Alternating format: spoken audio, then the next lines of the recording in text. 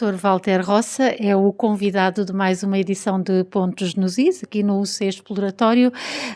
Muito tem falado o senhor professor, que é também investigador da Universidade de Coimbra, do património cultural ser também uma forma de desenvolver, de promover o desenvolvimento integrado e sustentável das cidades. Estamos muito longe de atingir esse patamar.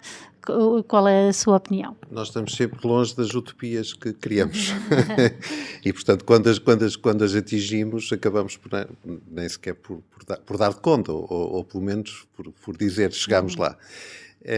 Eu acho que a questão do património hoje em dia, como ela é encarada, e portanto é evidente que ainda há muito trabalho para fazer do ponto de vista da sensibilização, né?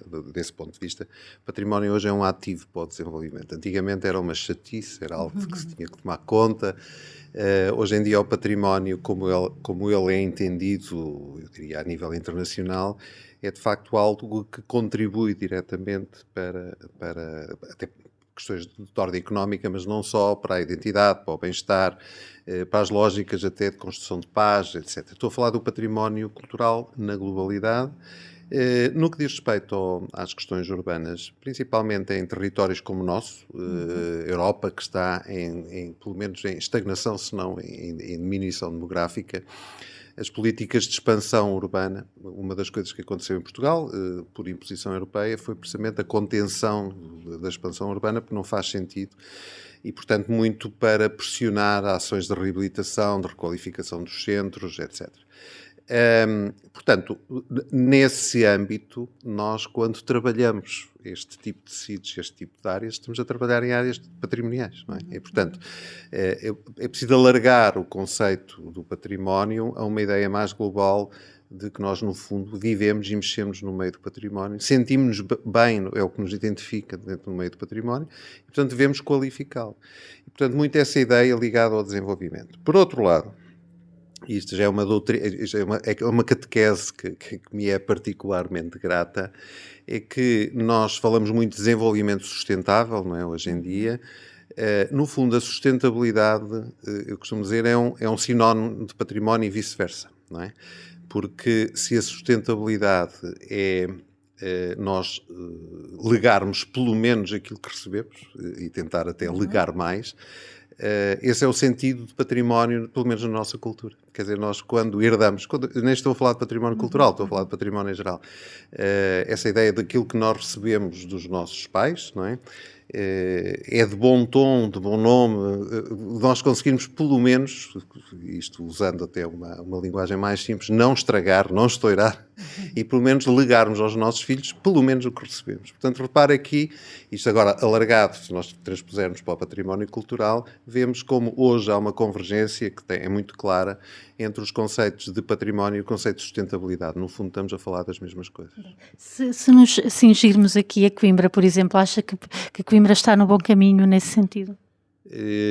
Acho que Coimbra poderia estar muito melhor. Portanto, eu não tenho... Sou um otimista, acho que em Coimbra continua a faltar um envolvimento, e isto não depende apenas, normalmente nós atacamos o município, as câmaras, etc. Os problemas de Coimbra arrastam-se há muitas décadas, e eu acho que tem a ver com uma falta de envolvimento da população no processo, porque no fundo a condução política, os bons políticos são aqueles que leem os desejos das comunidades. Eu acho que em Coimbra falta uma massa crítica alargada. É evidente que há pessoas preocupadas com o assunto. Portanto, eu acho que em Coimbra falta, de facto, uma estratégia. É evidente que a inscrição da Universidade na lista de Património Mundial deu um contributo importante ao nível dessa sensibilização, mas eu acho que falta uma estratégia global, uma vontade global.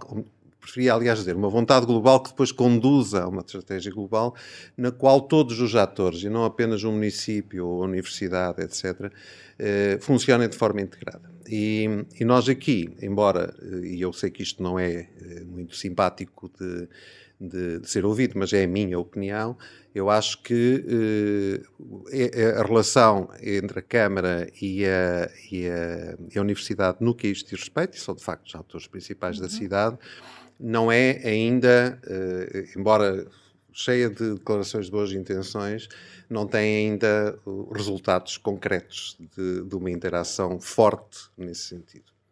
É um passo que se tem que dar de futuro para chegar a esse patamar que tanto se defende. Eu não acho que é um passo que tenha que se dar, eu acho que é um passo que se vai dar. Acha que estão nesse sentido? Não, e acho que é inevitável que se dê, porque mais tarde ou mais cedo tornar-se-á inevitável. Nós a cidade de Coimbra tem um potencial extraordinário do ponto de vista urbano e até do ponto de vista humano, que faz parte de tudo isto. Falta conjugar isto para termos uma cidade que de facto seja aprazível e seja de facto uma cidade com uma grande qualidade de vida urbana. Vê-se perfeitamente que a população de Coimbra está à espera disso. Eu costumo dizer, há 10 ou 15 anos atrás, dizia-se em Coimbra as pessoas não saem à rua. Fez-se o Parque Urbano do Mondego, que é aquele nicho que está cheio de gente. O Parque Urbano, para mim, só estou a dar um exemplo simples, multiplicado. É evidente que não vamos agora multiplicar parques urbanos. Vamos multiplicar espaços urbanos, qualidade de espaço público, os transportes.